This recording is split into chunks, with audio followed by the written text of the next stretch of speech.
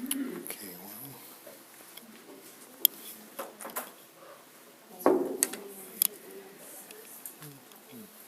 okay, we have enough? We need some more? Here they are. Whoop. Nobody cares. All right. More. Take a whole bunch.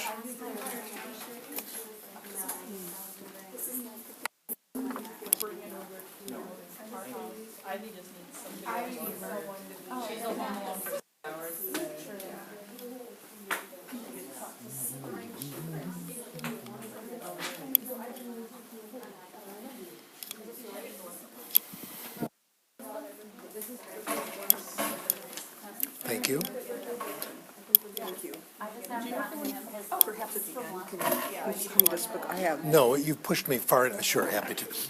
I have read this book almost every year for I don't know how many years as I taught this world Really? languages Oh, class my. at Drake. And Thank you for So- your note. well, thank Very you. nice. You're the one that needs the thanks.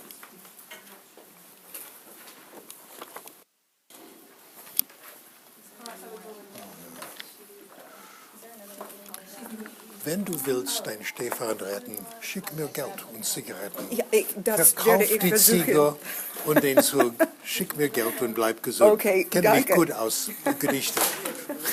Das werde ich gleich tun. Yes. One from the last one from I learned all this poetry. The one I taught my granddaughter, What's that? the English translation is left, left, the captain farts, it stinks. Links, links, der Hauptmann Ja, kommt ja, bestimmt. genau. My grandchildren all know that I'm one. sure they I like to give them a little culture, you know? Of course it is. Okay. If you're not here, please raise your hand. We're all ready to go. Hyper-polyglots. This has been so much fun. And as I've been working on it, even last night, I got some new ideas how it all works and fits together. I have this friend, I really sympathize with him. When he writes a paper, he stamps on it, "This does not represent my current position," because it keeps changing. We keep growing all the time. So this is what I thought a few days ago. Anyway, beginning with the top of the outline, we're going to do case histories. I'll give you the researcher's point of view here, but it's also your point of view when dealing with parents, critics, etc. Case histories and how to deal with them. Because someone always says, my cousin learned to speak 28 languages by doing blah, blah, blah. And of course, what they did was all wrong by our theories. Here's how I deal with it. If you look at case histories, you got to do a lot of them. That's the secret. You got to do a lot. Because then you see the commonalities. And that's what we're constantly looking for, things everybody does. You have just one case. You know, my friend did it by memorizing the dictionary. Well, maybe your friend did a lot of other things too. You got to look at a lot of cases and everything they did. Also, when I look at case histories, I use it as research to see whether they support certain theories of language acquisition. And if I find one case history that is counterexample, that convincingly says all this stuff we're talking about didn't work, but grammar did, it's all over, folks. One counterexample, this is how science works, is enough to destroy a hypothesis. This is a very dangerous game we're playing. The way science works, this was an idea of science that was popularized by a philosopher named Karl Popper, who said you can't prove anything because you never see all the examples. But you can disprove. One counterexample is enough. Give an example of this. Let's say I'm a linguist, I used to be, and I have a hypothesis. All languages in the world have pronouns. That's kind of a classic linguistics thing to say, right? And I've looked at 2,852 languages. I checked the Google last night, and they all have pronouns. Have I proved it? No. There could be another one that doesn't. Maybe some language that was Proto-Etruscan that's died out, didn't have pronouns. Or maybe some future version of Valley Talk won't have pronouns, you know. You don't know what's going to happen. For a while, the universal pronoun for men was dude. Yo, dude. Would you? Anyway, and it's become kind of cross-gender. I don't know how it's working. Anyway, One counterexample is enough. Let's say I've got this hypothesis, I've based my whole career on pronouns. When I go to conferences, people say, there goes the pronoun man, right? And then it happens. 2 punk graduate students have just come back from the Amazon Valley, talked about, and they found a language spoken by 3 people over the age of 96, no pronouns. What happens to my hypothesis? Disproven. It's over. What happens to my career? Humiliation.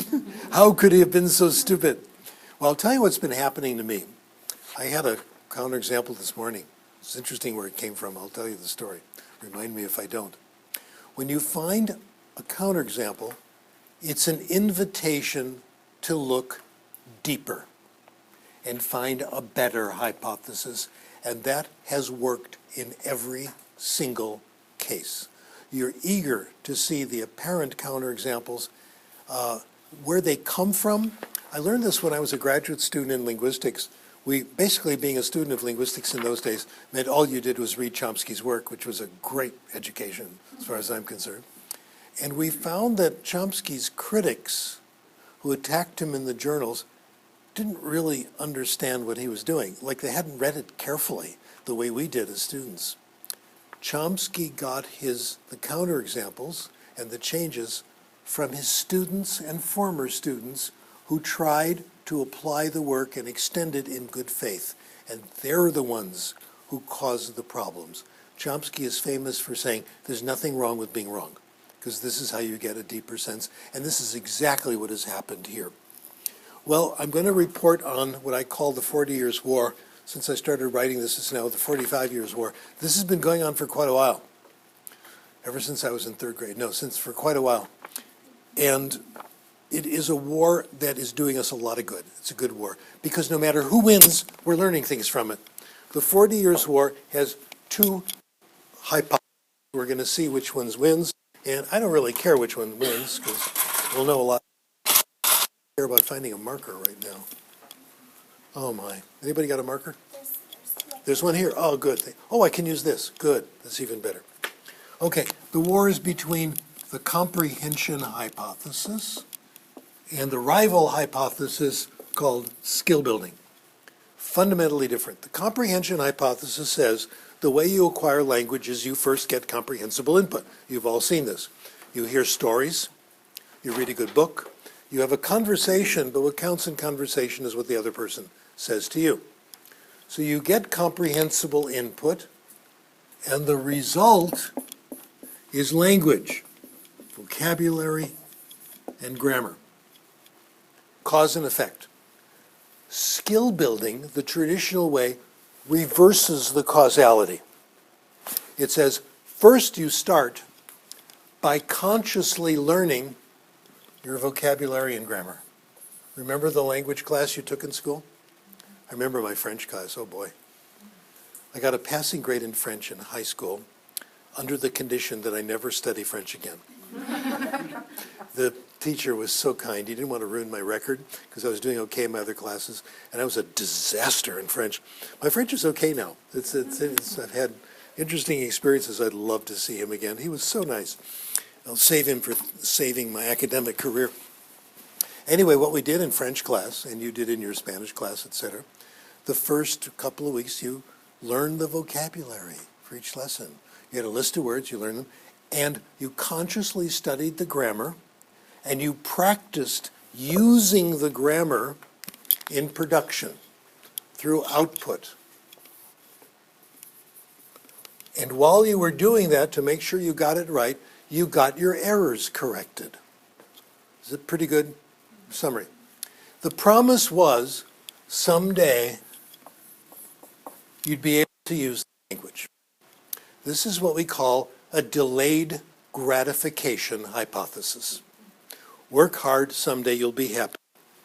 Guess what? It has never happened. My hypothesis is no one has ever acquired language this way. It has never worked. The delayed gratification means no gratification. And what I've been summarizing in my papers, books, and presentations and studies, every single study shows that skill building has never worked. It has not won in a single study. Wow. not only doesn't work, but it's painful. My observation, correlated by the research, I have a little bit mentioned here, nearly every student in skill building classes hates it. Only about 5% like it. Those 5% become language teachers. You see the problem? I know, I was one of them. I'm still getting over this. I think with meditation and good medication, Prozac, and I can overcome my love of diagramming sentences, I don't know. But there are just a few kids who really, really like this stuff and go on to think this is it. And when I studied to be an ESL teacher, I thought that's what it was. It's what we call applied linguistics. Applied linguistics doesn't exist. This is not applying grammatical analyses to classes. When I read Chomsky, I thought this is the answer. We'll just tell the kids that and they'll learn all the rules correctly. It doesn't work. The gratification never comes. We deserve happiness now. Comprehensible input has to be pleasant. If it's not pleasant, you won't pay attention to the input. Optimally, it should be compelling, very, very pleasant, which we've talked about. Okay, so the causality is reversed here. The problem we have is that the skill-building hypothesis for most people is not a hypothesis. It's an axiom. Civilians, non-teachers, and many people in our profession believe in skill building. Some cases because they've never seen anything different. They don't know there's an alternative. But even when the two are compared, they prefer it. My task is to reduce the level of the skill building idea from axiom at least to hypothesis, which we are successfully doing, at least saying it's an open question. I don't think it's so open. I think that comprehension is pretty well won, but that's a long-term thing. Okay, and here's some data that says that 5% of the kids like it. Let me talk about the role of grammar in all this. In skill building, grammar is the core. The assumption is you will consciously learn every single rule of the language. It's all true in phonics too. They think you should learn every single phonics rule and practice it till you get it right, etc. I have been regularly accused, in fact, another article, this one came out in the Bangladesh press last week, saying that Krashen thinks you should never teach grammar, that it should be forbidden. Teach grammar, go to jail. The person was talking about writing, that you have to know the grammar. Actually, I did write a letter, I didn't publish it though, but I sent it around to 10 people who will read it. Anyway, I never said that. I would never say teach grammar, go to jail. My point on grammar is that it's hard to teach, hard to learn, hard to apply. Grammar teaching is highly limited. It's not horrible, it's not bad. It's just that you won't get very far with it. We as the imperial we, that's me actually, we have assumed or hypothesized that if you want to use grammar when you're speaking a language or writing, 3 conditions have to be met. They're on your sheet, but I'll put them on the board. The 3 conditions are daunting. Number 1, you got to know the rule. That's hard. Let me illustrate this. We'll do a little exercise. The circle I'm drawing here, and I hope you will put a circle on your sheet so you can go work along with me. This circle will speak algebra language. This is a set. This represents all the rules of English, the language that has been the best described of all the languages on earth. We spend more time working on this. So this is all the rules there are. Let's say you go to the world's greatest syntactician. This is still Noam Chomsky. Noam Chomsky still knows more about English than anyone who ever lived, let me tell you. And you go to Chomsky and you say, Professor Chomsky, how many rules of English do you and your colleagues know? He's really modest about it. He says, we've only described fragments, so this is my estimate of what Chomsky knows. He knows a lot of them, maybe pretty close to all, but not all. There's still some they don't know. They're still working on it. So draw a circle that is your estimate of how many rules the world's greatest grammarians know, syntacticians. Now another circle. grammar experts, not researchers. The researchers like Chomsky are out there trying to find new rules and describing them. These are people who read Chomsky's reports and other linguists, and they put them in grammar books. They write grammar books. They don't know as many rules as Chomsky, because he's out there finding new ones. Give an estimate of what they know. So draw a circle inside this circle, proper subset, that represents all the rules in the grammar books. Give them a lot of credit. Now, another circle, all the rules the most fanatic, dedicated grammar teachers teach. They don't teach all the rules in the books. They don't know the rules, all the rules in the books. They couldn't possibly teach all the rules in the books. So that's slightly smaller. Now, another circle that represents all the rules the best, most eager grammar students understand. Another circle that represents all the rules the best, most eager grammar students understand and remember. That little dot you have in the middle is the limit of the conscious grammar for our most dedicated grammar students. I know who they are. I've taught them. They're the international students at university level. They come to the United States with 10, 12 years of grammar study behind them. They're highly technical in general. They're things like engineering majors, computer science. They're not afraid of, complexity and mathematical formulas and all that stuff. And they took grammar very seriously, studied it hard. You give them easy rules like the past tense, third person singular, they got those. You give them things like present progressive. What's that about? They get a little strange about it. I had this great experience when I was teaching at Queens College in the old days. I taught a class in advanced grammar. I thought that was the thing to do. It was before all this stuff happened. And I remember one class, and I said, the present progressive is ambiguous. It can mean different things. Because I'd studied all this, I was really into it. It said it can mean future. What's happening next week, John is playing the violin in the string quartet. But it could be, that's the immediate future. Most commonly, though, it's present action. What's that noise in the next room? John is playing the violin. One of my students said, that's right. You see why this is important? She didn't know that, but she had acquired it. She didn't know the rule. I was teaching linguistics, in other words. I didn't make her better in English. She was already very good in it. So the little dot you have in the middle is the limit of the grammar. For most people, even the good students, they can get the simple rules, but not all the complicated ones. So know the rule is a huge constraint. We haven't even described them. They can get very complicated. The second condition, you have to know the rule.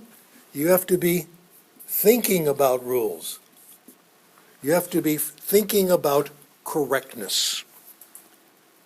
Grammarians think that the reason we are here on earth is to make sure our speech and writing is grammatically correct. 24/7. There is no greater obligation and no greater pleasure. They also like it. I used to be that way. You know that I've gotten over this. When you work real hard and then you can actually apply it, you rekindle the victory of having mastered the rule, all consciously.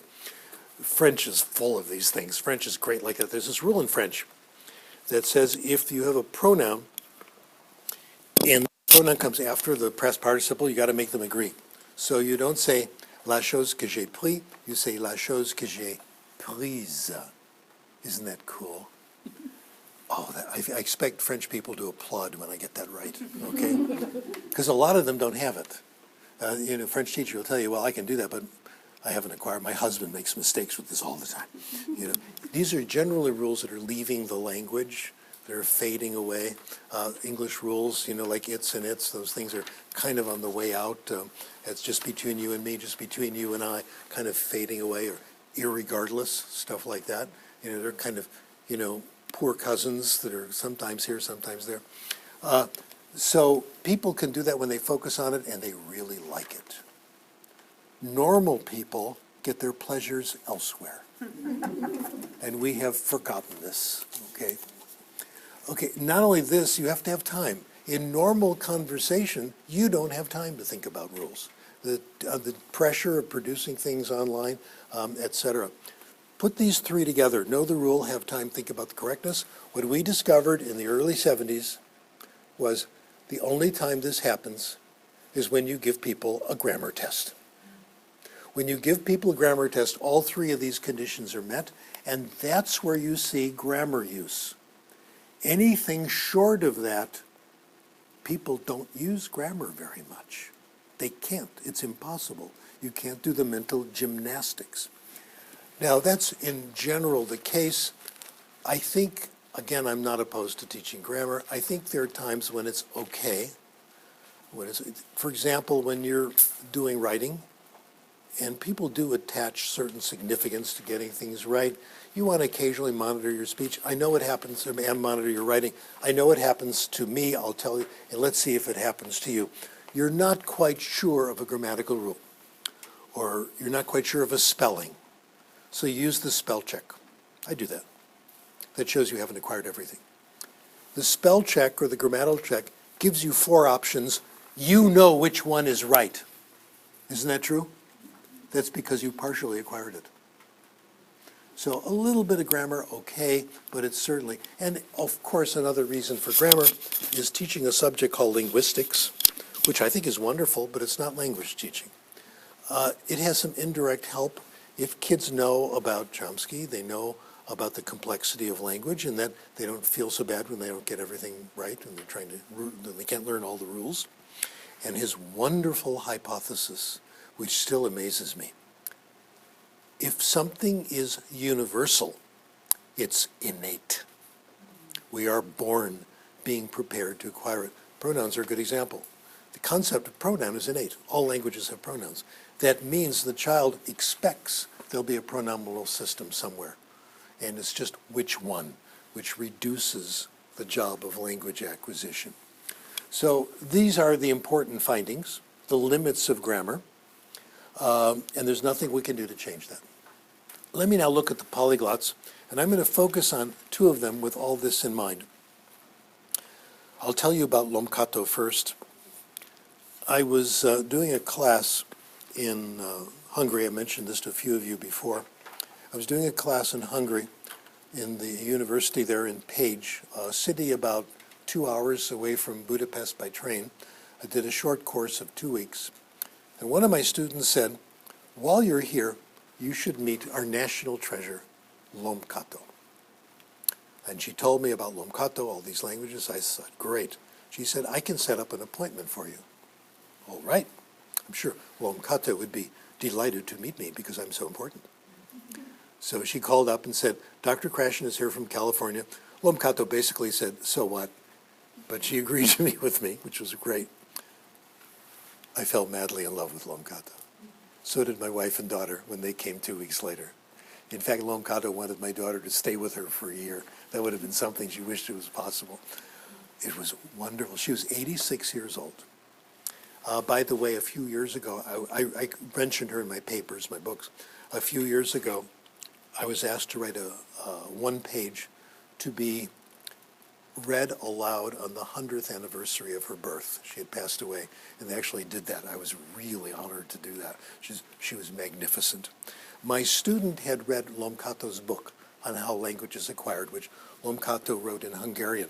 And we filled this in from 3 conversations. I made 3 special trips to Budapest to meet with her in her apartment, and my wife and daughter met me there the last time. They'd been touring Europe, so they were as impressed with her as I was. We had wonderful conversations. She grew up in Budapest. She was not multilingual as a child. Wow. She started all this in her 20s and became the world's greatest polyglot. That is very encouraging. She didn't live in another country. She had most of this at home. She eventually became an interpreter, translator, did a little bit of travel, but nearly all of it was at home. These are things we can learn from, okay? She first studied chemistry. In fact, she got a PhD in chemistry, but later went back to original interests. She'd always wanted to do languages, studied English to give English lessons, stayed a lesson ahead of her students, did the same thing with French, and gradually added all these languages. Her main method was reading. She would find books, read them thoroughly, over and over again until she got them, etc. I told her what we did with easy books, short books, etc. I wish I had had that, she said, but it wasn't possible. She was felt a little self-conscious about her Spanish. The only thing she could find was a translation from English of Gentlemen Prefer Blondes, and that was it. Not great literature, I guess. I haven't read it. I'm going to tell you a little bit about Steve Kaufman and then tell you the similarities. Steve Kaufman speaks about the same number of languages. I think it's up to 17. He did 8 of them after age 62. Is that encouraging or what? I mentioned to some of you, I have been with him using these languages. We had dinner in Southern California, not in a Mexican restaurant, but a Spanish restaurant. His Spanish was easy, comfortable, flawless, as far as I could tell. When I was at a foreign language ACTFL meeting 2 years ago, we all went out to lunch. My Chinese teacher, Heiyun Lu, her friends, and Steve went with us. They thought he was amazing in Mandarin. I watched a lecture a couple of months ago in French on my favorite topic, Krashen's theory of language acquisition and its implications. And Steve was in the audience. He raised his hand, made many friendly, constructive comments all the time in fluent, again, comfortable, easy French, etc. So the 3 languages I have seen him at work, he is really good, no question. And as I mentioned to you in other sessions, he has been my language therapist, helping me. His discoveries, his insights, Lomkato's insights, all came without knowing my work. This is all independent, which makes it far more valuable and convincing. Both of them are hesitant to say you should go to the country to really learn the language, immersion. And that's the common belief. They say, not always true. The important thing is getting comprehensible input. Lomkato says, first of all, you can't do it if you're a beginner, you won't understand anything. But even so, she says, when you're abroad, the bottom of page 1, especially as a tourist, it's difficult to make the acquaintance of someone patient, intelligent, available enough to help you practice your language. Get input. With the energy it requires, deftly turning the page, we can normally achieve the same result while staying at home. Wow. But when you go on when you go to another country, here's what she recommends. Go on guided tours. The same topic with different guides on something you're interested in. Listen, go to the movies. Boy, what an excuse. Go to the movies. Yeah, I'm working on my language. Listen to the news in a language you're familiar with and listen to it in the other language, etc. Steve says, don't worry about it. Create your own language world. A world of meaningful language for you to listen and read with pleasure. Yes, when you're not in the country, but even when you're there, a new language can be difficult to understand if you're in the country. Problem is you get the same kind of stuff all day long. This morning, I was rereading a paper by Beniko Mason. I just wrote her and told her, just reread your paper. I'm starting to understand it now. She looked at one of her students, and she had different segments of her life.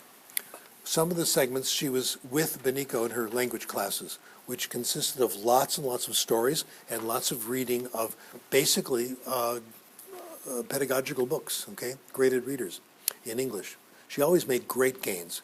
She compared this in her paper with a whole year this lady spent in Canada, living with a host family, having conversations with the host family. They liked her, she liked them. She took classes for native speakers in educational technology and did fine. She made more gains with the language class, far more gains. She didn't do any pleasure reading. She was in Canada. So it doesn't matter if you're in the country. I do speak Spanish in California quite a bit. That's not where it comes from. It comes from the reading I do at home, really, and a lot from graded readers, no question. I've had big success with Spanish in California. It's opened it up. Just in the last 10 years or so, I've been interested in it. And I've read at least 100 graded readers of the kind you see with Bryce Hedstrom's Stand There, those kinds of things. That's what did it. After reading about 100 of them, I started to read Isabel Allende. Why didn't you tell me about Isabel Allende? I read Zorro last summer. Wow, was it good. You totally forget it's in another language. Just a commercial message for Isabella Allende. Nothing is wasted in her books. It's like reading Agatha Christie. Nothing is wasted. Everything is interesting. Vonnegut told people how to be a writer. He said, don't waste anything. If there's a rifle on the wall, you've got to use it later on. Nothing is wasted. That's how Isabel Allende writes. So again, it's the reading, I think, that's helped me grow in Spanish. I'm reading another Spanish book now. I'm reading 2 books. I am, as you know, a nice Jewish boy, synagogue, all that. The other book I'm reading are essays by Joel Osteen, translated into Spanish. Have you ever heard Joel Osteen? He's so good. My gosh. It's so phenomenal. How sensible, how just good every day, how to get through life sorts of things. So it's the reading that counts. It's not easy to find stuff that's truly comprehensible and that's truly compelling, but I've been lucky in a few cases. Both Kaufman and Lomcato talk about compelling input and how important it is. Steve Kaufman, you can only learn to use a language from interesting and meaningful contexts. He says this, we should allow the students to choose subjects that are familiar and of interest to them. I think I'll publish that in a new journal called Duh-her, okay? He took Mandarin classes. By the way, he did live in Japan for a while as a salesman for lumber companies. He did live in France for a while, but all the other stuff has been done at home. While taking Mandarin classes, the best sessions were when my teacher would just talk about something interesting. That's when it happened. I still remember lunchtime conversations in Mandarin with my teachers. The informal gatherings were the most pleasant and relaxed learning experiences. When my wife and I were in Israel in the 60s, actually, and we took 5 months, we were on an ulpan, which is an intensive language on the kibbutz, where half the day you work, picking pears and all that stuff in the chicken coops, and the other half you get free Hebrew classes for 3 hours a day. And they were quite good. They were grammar-based. The teacher was quite engaging, though. The best part, and this makes me think of this again, the last half hour, Bible stories told by our teacher with her own twist, her own interpretation, and she was very insightful. They were so interesting, I forgot it was Hebrew, and that's when it was happening. That has stuck with me. When I had that feeling, this is striking deeply. Lomcato talks about being engaged in compelling reading. A character's fate becomes the reader's fate.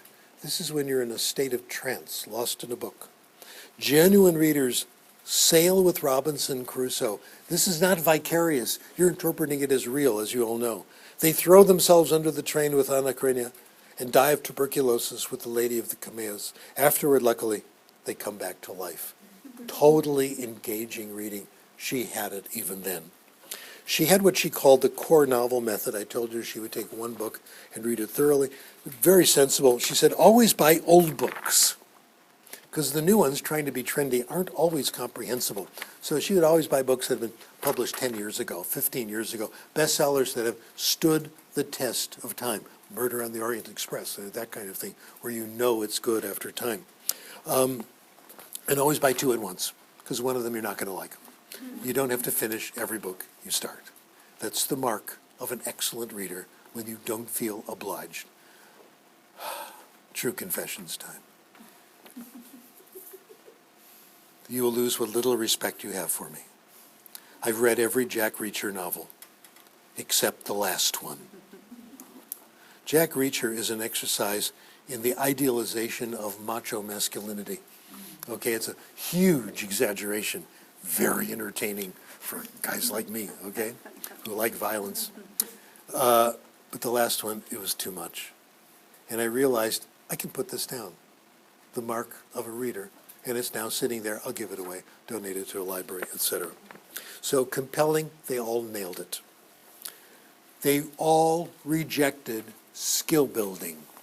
Again, this is years before I said anything. They knew this. You are not going to get polyglots like this who did it through skill building. You're going to get these kinds of stories. Steve, occasionally I'd consult grammar books. Sometimes the explanations helped, other times they didn't.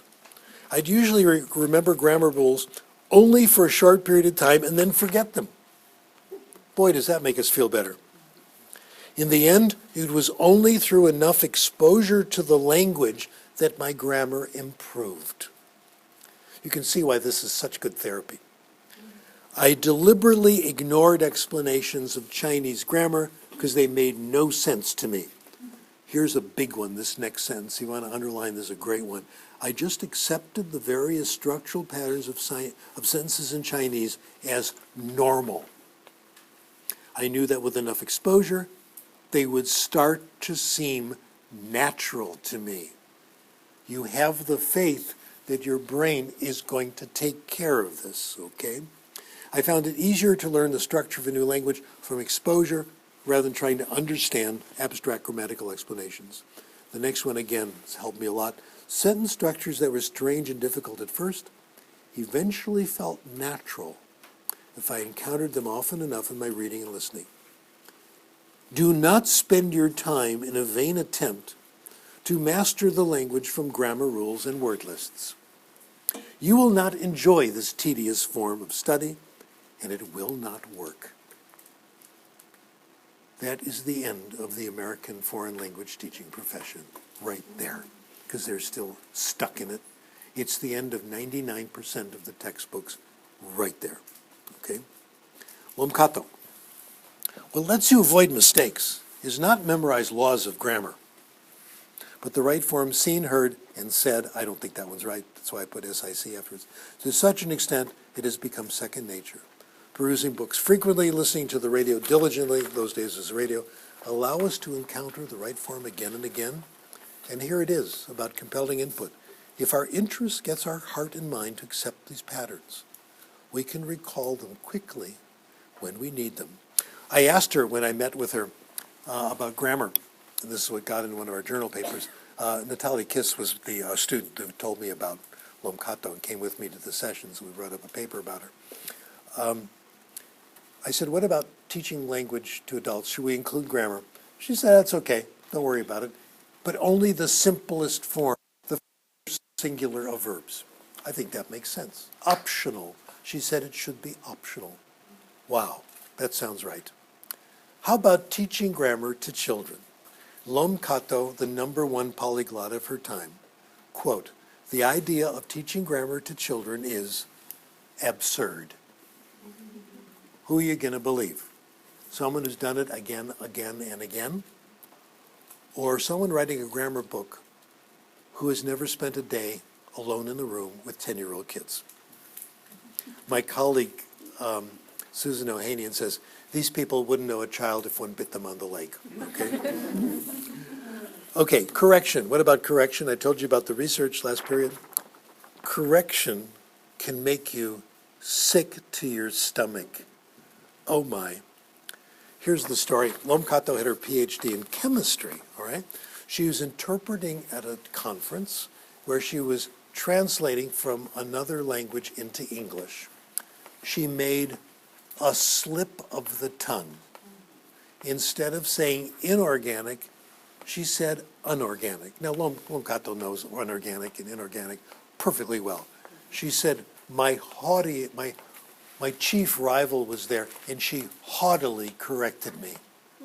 I was lost for the rest of the day. Now, if this happens to Lomkato, #1 in the world, with great self-esteem, very rational person, what about our 9-year-old kids? This can be devastating. It doesn't work. It's not necessary. But then she kind of contradicts herself, and in the full disclosure, I have to tell you what she said.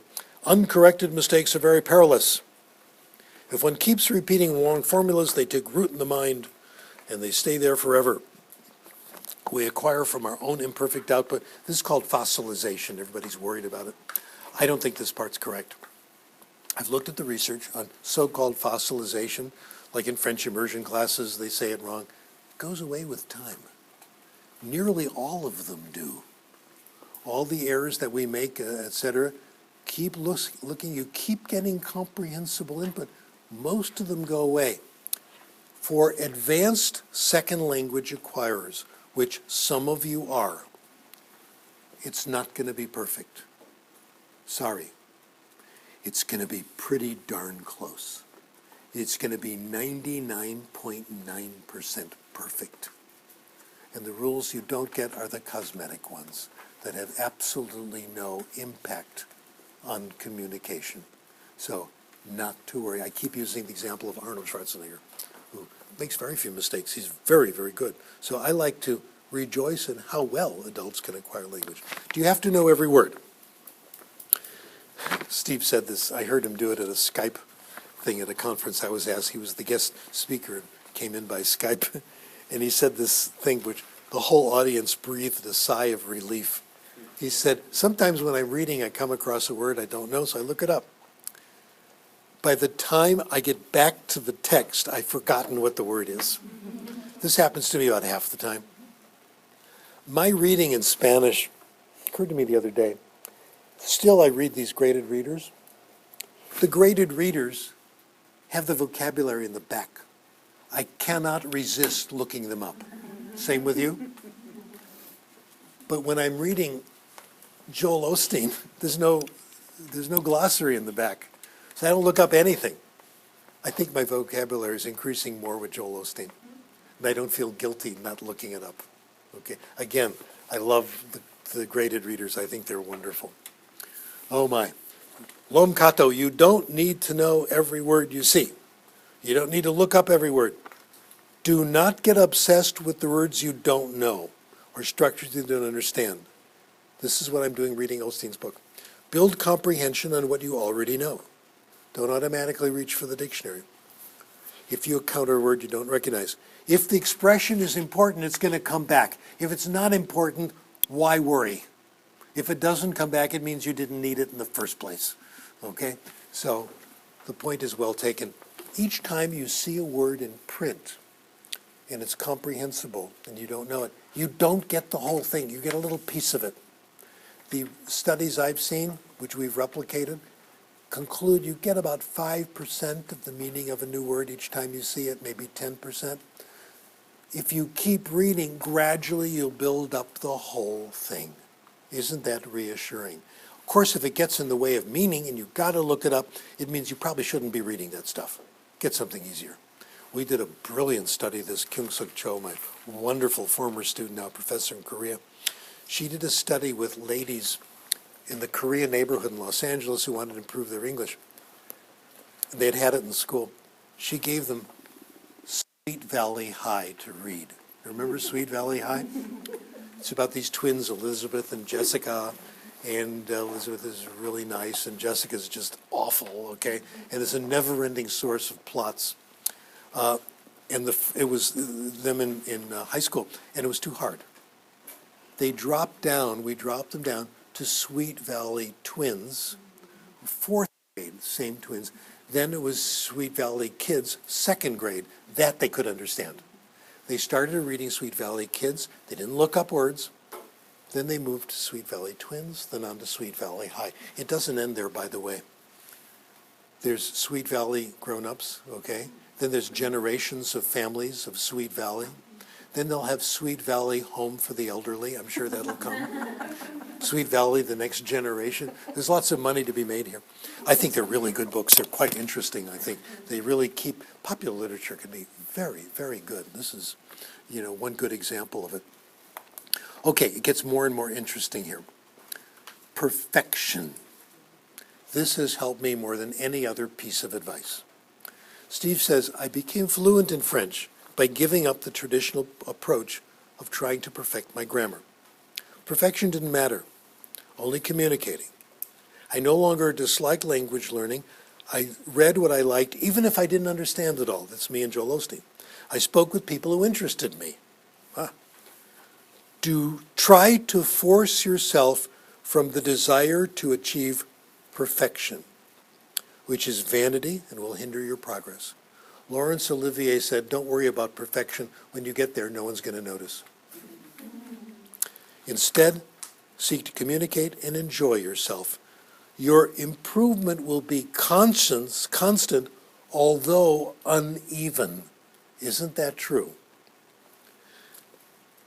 Big one now. You'll often feel you're struggling when in fact you're communicating successfully. Try to relax and enjoy it. Focus on the meaning. Big sentence. Do not think your grammar and pronunciation are being judged. Nobody cares. Your listeners want to understand you. Last summer, I spent a week in Cuernavaca. Spanish is not my best language. It's like third, I think, down the list, struggling to stay out of fourth place, okay? And I was in Cuernavaca at a language school. I was the guest speaker at a symposium they put on. I spent the week with them, with the family that owned the school. So I had breakfast, lunch, and dinner with the family, all Spanish teachers.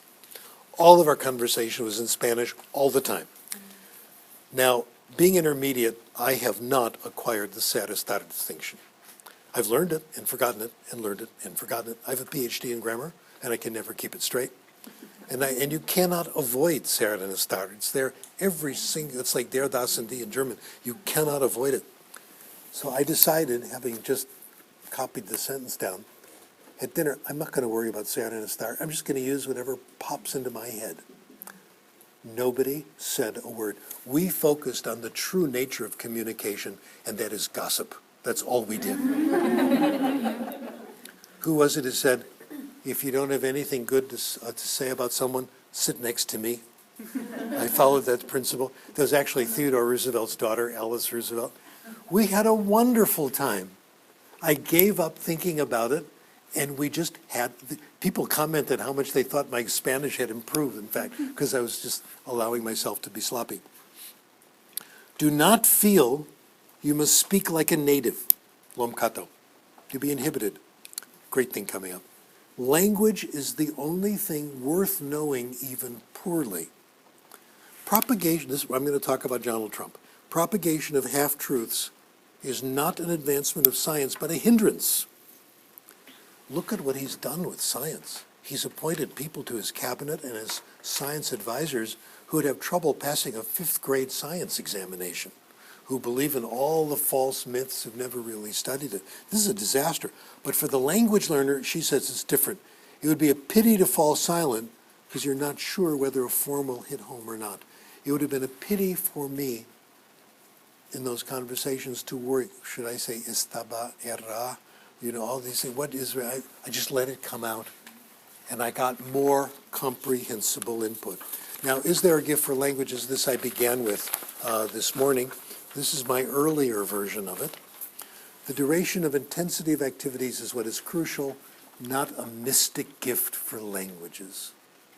It's not a matter of intellect, but of character. I still agree with that, and whether you're getting optimal comprehensible input. Okay, another thing you can do. Are we supposed to end at 5:30? Too bad. I'm going to go over to 5:30. Try to stop me for things I want to say. Some good advice from a buddy of mine from New Zealand. Chris Lonsdale actually introduced this to me. He invented the idea of language parents. Good thing to do when you're in an immersion situation, even when you're not. Find a friend who thinks you're an interesting person, who's not trying to acquire your language, who is simply interested in you as a person that you have things in common with. These people are the bridge. I had them in the languages I'm good at. In all my languages I've made progress in. German, where I had the most success. My German's the best of any of the others because of the year in Vienna, yeah, but just tons of comprehensible input. And my landlady was one of the reasons. Frau Novak. I thought she was very old. She's probably 62. Okay. Frau Novak had the apartment next to mine. She loved to talk. She would always invite me to tea. I found out her previous occupant, my piano teacher at school, also, they had tea together 2-3 times a week, and she just loved to just chat. And she always repeated herself. Wonderful. And she was always interesting and kind and warm. She got me into books. You want real German lit? Karl May. Winnie too. She got me into these schlock German cowboy stories about this guy who went to the United States, a German old Shatterhand. He made friends with this noble Native American. I read all of them. They were such junk, but they were wonderful. And I could just relax. And they were good enough, actually. They were not bad at all. So she was my language parent, because I wasn't ready for native speakers, but she was used to talking to foreigners. I was one of a long string of people who took the room next to her, so she was wonderful.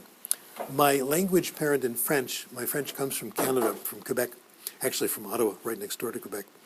I had a sabbatical in 1982, I think, with University of Ottawa, and I basically worked with the French program, helping the kids in the French program get better, kids in the English program get better, et cetera, so they could take courses in both. My language parent there was a guy named Hubert. What a guy. He was a member of the French faculty. His English was perfect. He never spoke English. He was one of these French patriots, Vive Quebec libre and all that. We'd all get together on Saturday. He'd bring his daughters over, and my kids were the same age, my son and daughter, and we'd all go over the river to Quebec and go roller skating and have a good time. And the kids all spoke English, but they were not supposed to speak English in the presence of their dads. So we all spoke French, and he was my pal. And he knew how to talk to me. He knew how to make it comprehensible. I got a lot from him. Spanish, where is she now? Gold's Gym, where I spend most of my waking hours when I'm not working or with family. Gold's Gym, there was this lady working there named Emma. And she and I developed a relationship that was beautiful. She was in the cleanup crew. Nobody talks to these people. I found out only much later that she spoke no English. We started out in Spanish, and we had a profound common interest. Her children, my grandchildren. I talked to her every time I was there about my grandkids and asked her about kids. When you become a grandparent, you're very interested in everybody's children. I really want to see the pictures. No kidding. Show me your pictures. I really like seeing them. So we always chat. I'd say at least 5-10 minutes each time I worked out, which was like every other day. So I talked to Emma quite a bit over time. And we had a very nice, very friendly relationship. She was always glad to see me because she said, let me tell you what Jorge did in class and all this was very interesting. Then she disappeared. I think she was forced to leave. They probably caught her, sent her back, that kind of stuff. But I never found her. And I'm looking for another Emma. But I really liked her. It was a very pleasant relationship. These people that did it, Steve Kaufman, his pal that did it, what happened. What I have on this sheet here at the end, this is a collection of some articles I did on case histories. I'll give you a brief outline of all of them. Armando was a guy I met, an immigrant from Mexico, working in an Israeli restaurant, and he picked up both Hebrew and English from working in the restaurant. And I had chats with him, talks with him, and I found his case history. He got lots of comprehensible input. I asked him if he's ever corrected in Hebrew, only vocabulary, never grammar. Did he know anything about Hebrew grammar? His Hebrew was excellent. Nope, no idea. Was he forced to talk before he was ready? No. The Indians I talked about last session from South America, they got comprehensible input. Were they corrected? No, forbidden. Did they study grammar? Probably not. Were they forced to speech? No. Daniel Tammet, this is a whole lecture. Daniel Tammet had a special in the BBC, lives in London, about his language abilities. He was given 10 days to try to learn Icelandic, and then he was tested. They thought he was brilliant. He has Asperger's. He did an exhibition in which he memorized pi to 20,000 places and recited it for charity. Okay? He's a calculating prodigy. He gives language classes where he emphasizes both grammar and comprehensible input. He likes the balance. Does this mean we need balance? No. It means you need to have Asperger's to learn grammar. In all these cases, the one commonality is comprehensible input. That's how to do case histories. Let's pause for about 3 or 4 minutes while people come in, and we'll start the Q&A. And I'll tell you what the guidelines are for asking questions. Can't just ask anything. Catch you right now while you're... Tylenol. Do you have any? With that? Yes, please.